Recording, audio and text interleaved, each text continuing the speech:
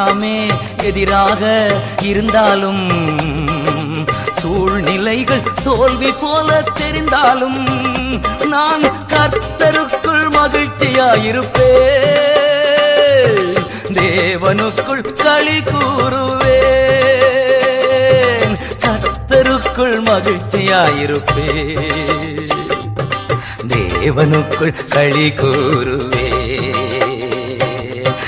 அத்திமரம் துளிர்விடாமல் போனாலும், திராட்சை செடி பலன் கொடாமல் போனாலும், கர்த்தருக்குள் மகிழ்ச்சியாயிருப்பேன், என் தேவனுக்குள் களி கூறுவேன்.